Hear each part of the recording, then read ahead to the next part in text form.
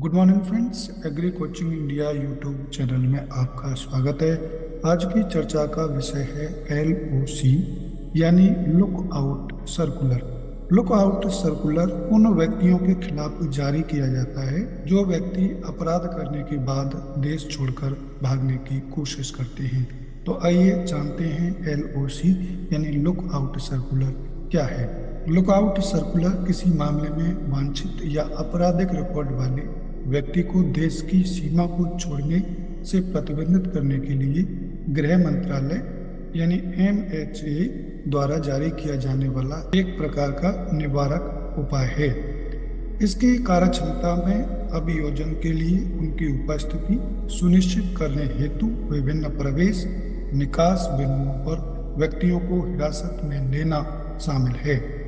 Lookout circular न्याय से संभावित पलायन के खिलाफ एक निवारक उपाय के रूप में कार्य करता है और कानून प्रवर्तन कार्यवाही को सुविधाजनक बनाता है। अब हम जानते हैं LOC का पर्पज क्या है।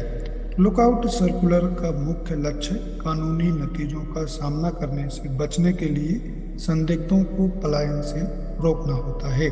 जिस प्रकार से ये नीरव मोदी और विजय माल्या देश छोड़कर भाग गए और देश से बहुत सारा पैसा लूट करके ले गए, यदि सरकार ने समय रहते LOC यानी लुकआउट सर्कुलर जारी किया होता तो ये देश से पैसा लेकर के नहीं भाग पाते। अब हम बात करते हैं कि ये LOC यानी लुकआउट सर्कुलर जारी कौन कर सकता है। LOC जारी करने का विशेष अधिकार आप्रवासन ब्यूरो गृह मंत्रालय के पास होता है। गृह मंत्रालय के हेड इस समय श्री अमित शाह जी हैं।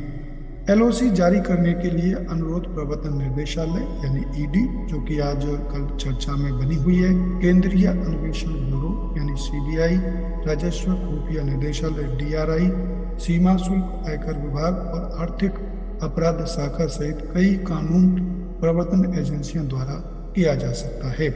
इसके अलावा ये एजेंसियां उचित प्रक्रिया का पालन सुनिश्चित करते हुए गृह मंत्रालय द्वारा निर्धारित दिशा निर्देशों और परिपत्रों के ढांचे के भीतर काम करती हैं।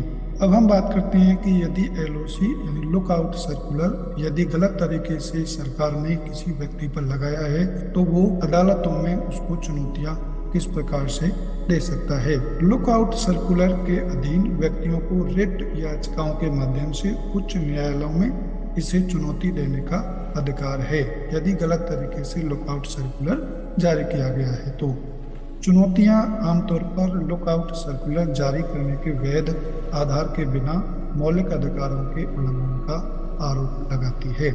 जानबूझकर गिरफ्तारी से बचना या जांच में असहयोग जैसे कारकों पर विचार करते हुए उच्च न्यायालय इसकी वैधता और आवश्यकता सुनिश्चित करने के लिए जारी करने की प्रक्रिया की जांच करते हैं। न्यायालयों द्वारा दिए गए कई फैसलों में इस बात पर जोर दिया गया है कि लुकआउट सर्कुलर नियमित रूप से जारी नहीं की जानी चाहिए और किसी व्यक्ति की व्यक्तिगत स्वतंत्रता और स्वतंत्र आवाजाही के अधिकारों का सम्मान करना चाहिए, जिससे लुकआउट सर्कुलर जारी करने की निगरानी में न्यायपालिका की भूमिका मजबूत होती है। अब हम बात कर लेते हैं लुकआउट सर्कुलर आजकल चर्चाओं में क्यों बना हुआ है। प्रवर्तन निदेशालय यानी ED ने एक एयरटेक कंपनी के मालिक के खिलाफ लुकआउट सर्कुलर की मांग की है। एयरटेक कंपनी से संबंधित व्यक्तियों के खिलाफ FEMA के उल्लंघन और फंड के दुरुपयोग सहित वित्तीय अनियमितताओं के आरोप सामने आए हैं। जब से ED ने लुकआउट सर्कुलर जारी करने की मांग की है तभी से लुकआउट सर्कुलर चर्चा में बना हुआ है।